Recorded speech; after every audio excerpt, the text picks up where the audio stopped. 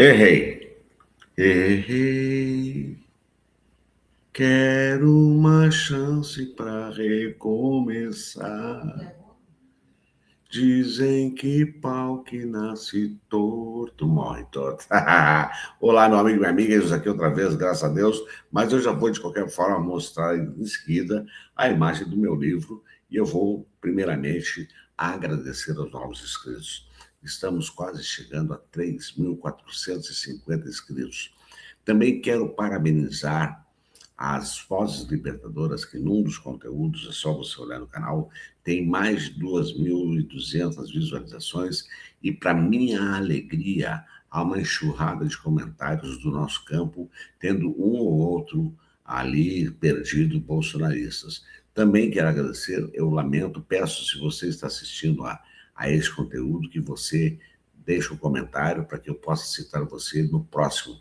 Um dos nossos inscritos compartilhou o nosso conteúdo no pequeno vídeo que ele tem, então eu quero fazer menção a esta pessoa que, lamentavelmente, eu esqueci. Também quero dizer para vocês que eu preciso comentar, que é o seguinte: eu acabei conseguindo, não sei como, uma hérnia umbiginal e uma hérnia inguinal direito, que significa dizer que provavelmente terei que fazer cirurgia. Então já peço orações, não sei quando é que isso vai ser, mas eu também quero dizer que eu espero retardar o máximo possível, mas vai depender do que o médico vai dizer. Dizendo isso, eu quero contar com a colaboração de vocês, adquirindo o meu livro Encontro Motivacional com Jesus, na Hotmart ou através do meu WhatsApp, que está aqui, 51991721652. É um livro maravilhoso, você vai estar ajudando esse humilde escritor e expandir o conhecimento, o seu conhecimento em uma questão motivacional com um viés comportamental. E também quero pedir uma ajuda, evidentemente, para que você possa colaborar com um Pix, caso você deseje, que o seu coraçãozinho se sensibilize, caso você seja uma pessoa que o coração é aberto para colaborar com essa chave Pix que está aparecendo aqui. Bom, minha gente, o negócio é o seguinte, vamos nessa então. Dados os recados, conto com a colaboração de vocês. Preciso também que você já deu certinho agora, para não esquecer, para não deixar para depois, que você faça o seu comentário. E, aliás, nesse conteúdo, você deve fazer todo o comentário possível, inclusive elogiar esta pessoa, que eu vou trazer o conteúdo aqui, tem um outro canal, ele tem um canal que é Fatos e Cortes, e é um ex-bolsonarista. É impressionante o depoimento dele. Portanto, se você tem na sua família, no seu seio de amigos, no seu grupo de WhatsApp, lá no Facebook, seja onde é que for, esfrega na cara desse bolsonarista o que esse rapaz vai dizer, para quem sabe nós possamos libertar outras vozes através dele. Porque nada melhor de ter alguém que viveu no seio da situação para prestar um esclarecimento, prestar um depoimento, dizer de como se sentir, do que ele fez, etc. É isso que nós vamos ver. Portanto, eu quero convidar você a ficar até o final desse conteúdo, até porque, para ajudar que, como eu tenho também essas cirurgias para fazer,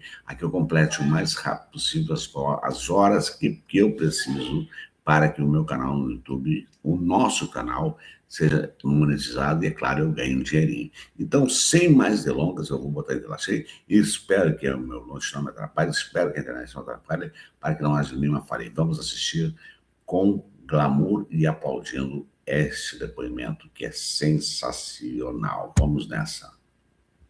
Hoje eu vou contar um pouco sobre a minha libertação, sobre a minha conversão politicamente, tá, gente? Falando sobre como eu me libertei dessa nojeira chamada bolsonarismo, né? Em 2017, Bolsonaro surgiu, né? Já havia vídeos dele em 2014, 2015, por aí, falando que bandido bom era bandido morto e pronto. O homem vai ser o salvador da pátria. E nesta ilusão, todo mundo começou a ver Bolsonaro como uma válvula de escape, até porque o país vinha passando por uma situação bem complicada, né? Tinha tido o impeachment da Dilma, né? O país estava na mão do Michel Temer, que é um cara que nunca foi bem visto, né, para governar o país. E nós votamos no Bolsonaro e o Bolsonaro ganhou. Naquela época, em 2017, as igrejas já apoiavam Bolsonaro, né? Bolsonaro era bem apoiado pelas igrejas, inclusive foi uma diferença bem elástica aí, se eu não me engano, 3 milhões de votos aí que teve do Haddad, né, no segundo turno. E Bolsonaro começou a governar o país e nós começamos a sofrer, né? Nós começamos a sofrer porque veio a doença, que a gente não pode falar o nome e tal. E de 2022 até 2024 a gente viu um desastre acontecer. Já na época da doença eu ainda estava fanático por ele, estava apaixonado, era o primeiro amor, né? Politicamente. Eu tinha raiva do Lula, mas daqui a pouco eu falo por quê. E nós começamos a ver Bolsonaro questionar, eu particularmente, questionar a ciência quando se falou em comprar vacinas. Em 2021 isso. 2020. E eu já comecei a ficar assim, né? Morrendo gente, cara. Morrendo pessoas. Um monte de gente morrendo. Todo dia morria 1.000 e não sei quantos, 1.000 e não sei quantos, 1.000 e não sei quantos. O país era o que mais morria pessoas, porque o nosso clima era propício para o vírus se espalhar. A gente é um país grande, acolhedor, abraça todo mundo, brinca e dá risada e aperta a mão, não tem frescura com nada. E a pandemia matando. E Bolsonaro fazia piada, cara. Fazia piada com as pessoas. Isso já me deixou chateado. Só que foi passando, né? Eu não sou coveiro e tal, e não sei o que, eu perdi meu sogro. Isso me fez começar a refletir ainda mais. Poxa, se tivesse comprado a vacina, cara, não teria acontecido isso. Se tivesse comprado a vacina antes, teria salvado muitas vidas e tal. Mas enfim, passou, tudo se passou. Só que as coisas foram ficando muito caras. A gente ia no mercado e não tinha... Para você ter uma noção, teve um ajuste de salário mínimo que foi de R$6, gente. R$6. Ele lá, foi vergonhoso isso. Junto com Paulo Guedes. Nós conseguimos manter o salário mínimo. Passou sob medida provisória de 1.039 para 1.045. Que vergonha! Eu comecei a falar, pô, tá errado isso aí, cara. Tá errado isso aí. Uma lata de óleo você ia no mercado era R$13. O arroz de 5 quilos era R$40. Tinha lugar que tava R$40, o tio João. Pô, e o feijão R$12. A carne, a mais barata que tinha, caríssima, era R$30 o A100. Gasolina, R$9. Eu cheguei a pagar gasolina de R$9, pô. Mas beleza, tranquilo. Eu tava vendo, eu gosto de política, eu sou um cara que acompanha política, eu tava vendo que tinha alguma coisa errada, mas a paixão falava mais alto. Mulher de bandido, tá ligado, né? Quanto mais bate, mais ama. Veio as eleições. Eu não tinha justificativa para votar no Bolsonaro, mas mesmo assim votei. E brigava, viu? E brigava. Se o cara falasse para mim que votava no Lula, eu apontava o dedo para ele. Pô, mas você é burro pra caramba. Eu trabalhava na rua essa época vendendo as coisas e tal. Você é muito burro, cara. Como assim vai votar? Eu tinha raiva do Lula, cara. Eu tinha raiva do cara que matou a fome de milhões de brasileiros no Nordeste. Eu vim de lá, pô. Eu vim de lá. Na época de FHC morria gente de fome. Tinha lugares que não tinha luz no Nordeste. E não tô falando de zona rural, não. Eu tô falando de cidades. O cara colocou o programa Luz para Todos. Na época era Brasil Sem Fome, eu me lembro. Que dava cesta, tal. Eu tinha raiva desse cara, pô. Eu tinha raiva do cara que criou o maior programa de distribuição de renda do mundo. o maior programa de combate à fome do mundo. Eu tinha raiva do cara que criou o FIES. Eu tinha raiva do cara que criou as escolas técnicas. Que hoje, em muitos lugares, o jovem já sai já começa a estudar o primeiro ano numa escola técnica. Já sai formado. Eu tinha raiva do cara que fez com que a filha de uma empregada se formasse em médica.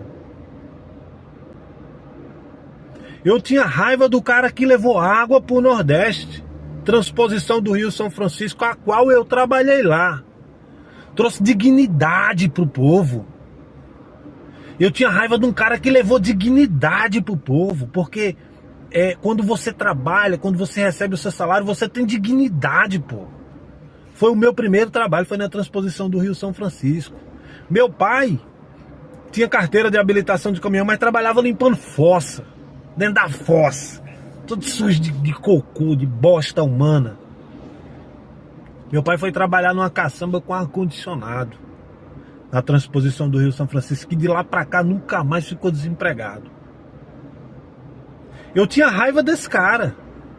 E apaixonado por outro que só falava bobagem. Bobagem.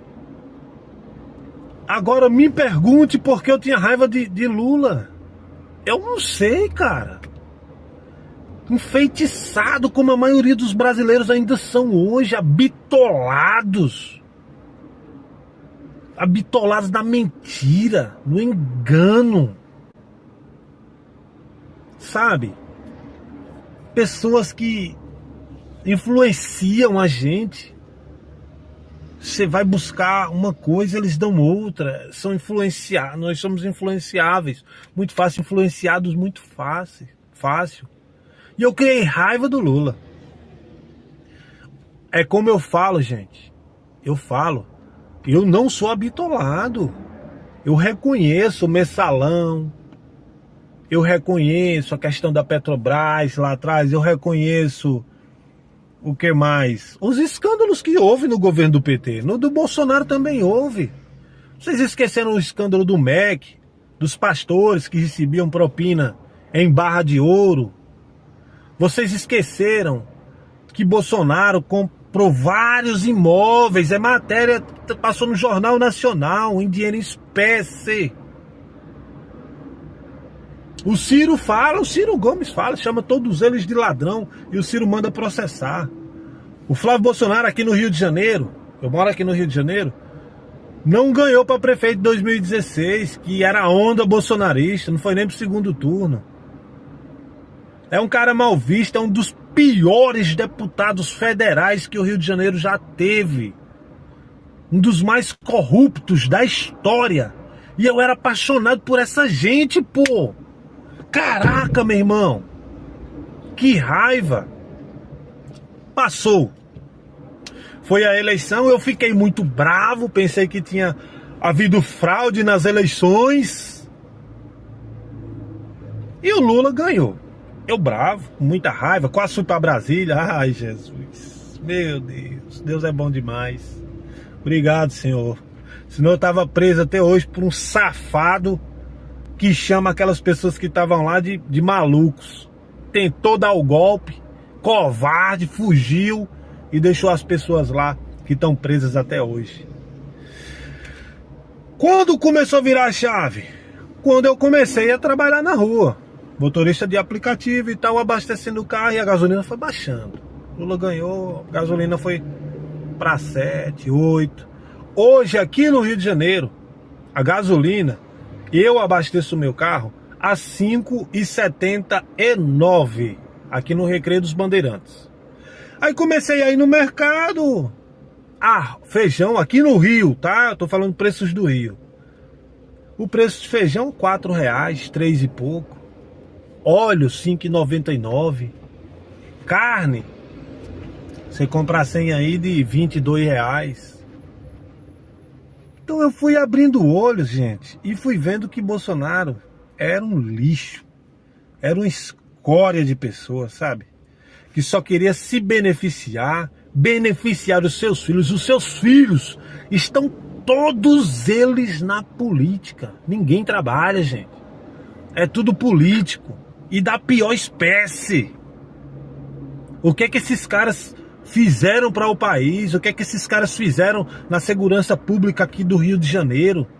Fala uma melhoria que o Carlos Bolsonaro fez como vereador aqui no Rio de Janeiro.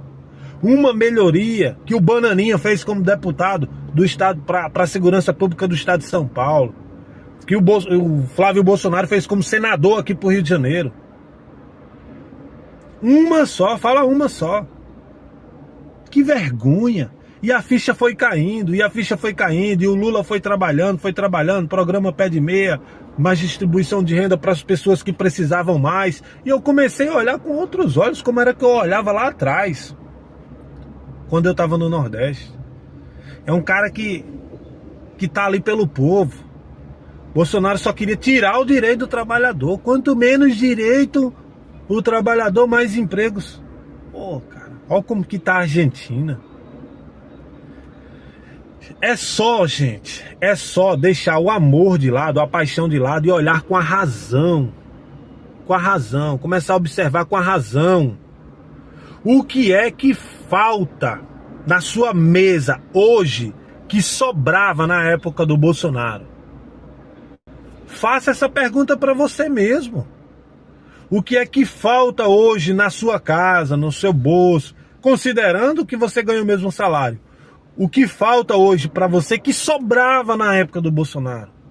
Faça essa pergunta para você mesmo, que você também vai virar a chave do seu pensamento. Sabe, gente? É uma coisa absurda.